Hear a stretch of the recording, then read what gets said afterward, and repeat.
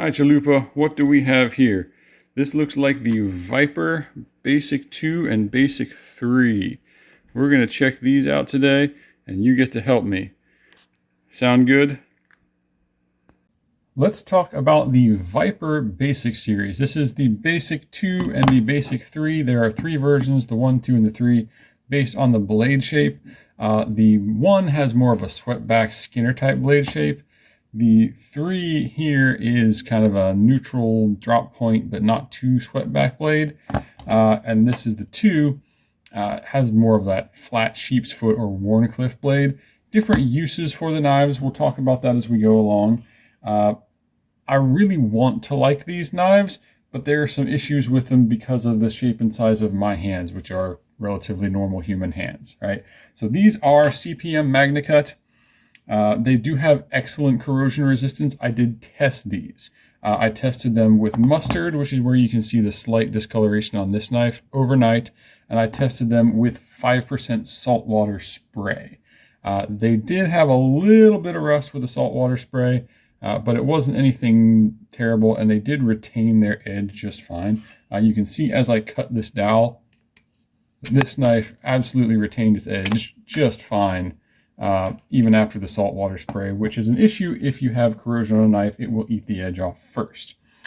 So this is the Whanrcliffe style blade. Obviously, this is going to be great for chopping through hard things like wood. It's also going to be great for cutting through rope, where this one is going to do better and the Whanrcliffe won't do so well is in cutting against a flat surface, right? So if I'm cutting against a flat surface like a block of wood, cutting board, etc., the Whanrcliffe style blade is only going to catch the very tip on the wood and whatever you're cutting, so it's hard to cut through anything with that. When you have a more swept back blade, you can cut things like that rope against the flat surface much easier, and it just does a better job. I did some slicing in vegetables with this. Because this has a full flat grind, it does slice better than you would think it would, given that it has a full thick spine on it.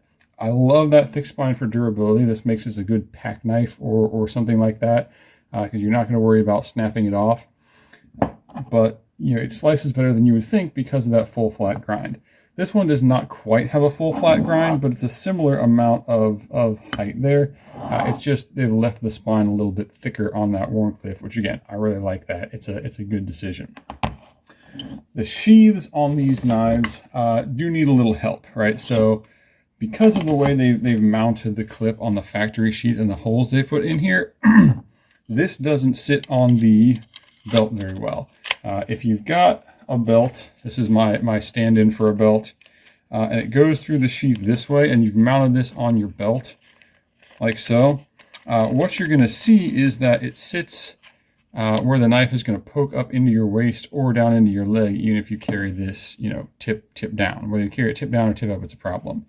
Even if you turn it sideways, because of where they've put the holes in the sheath here, there's no good way to carry it sideways. The clip ends up way below the level of the knife. So while this does work, it kind of sticks out from your body rather far, and it kind of sits up above your belt, which is just a bit awkward, given that this is a relatively long knife. So I'm not a big fan of how they've done the sheath from the factory. Obviously, there's normally 2 bolts in this. I've got one just for demonstration. What I did was I actually made a piece of Kydex that's a little bit longer so that the knife doesn't tip upside down, because you want the weight below the clip. And I put a hanging clip on it, and now this sheath works very well. So there is an easy mod that you can do, relatively easy. You have to drill a little bit of Kydex and tie a pocket clip onto there. So that is a good mod. It does work, and at that point the sheath works pretty well. It is a bit stiff, so you're going to have to pop it with your thumb and push out with your hand like that. The big problem with this knife, and it was a problem for me and for everybody else who I had test this knife with me, is the handle shape. So this choil here is in the wrong place. it should be up here by your index finger. The reason for that is that your index finger actually has an extra muscle that allows it to bend more easily independently of your other fingers. So it's easier to grab here like this than it is to try to grab here. What that does is it creates hand fatigue, it creates hand cramp. It's just not comfortable. Also, there's just not enough handle here. This is very narrow and it's very thin. So it's not comfortable when you're pushing on something hard or cutting rope, because it creates hand cramps and just wiggles around in your hand too much. However, this knife was pretty comfortable when I was cutting on a cutting board. So when I was angling the knife like this to slice against a cutting board like this, my finger fell in there pretty well, and I was actually holding it up here like this. So it is pretty comfortable like that. It would also be comfortable for someone who had much, much smaller hands than me. We're talking like 100 pounds soaking wet person would probably have no problem with this knife at all. It would probably be just fine. But for people who have normal human hands where their muscles bend their pointer finger instead of just their middle finger, this is not comfortable. I do have to point out that the fit and finish on these knives is fantastic.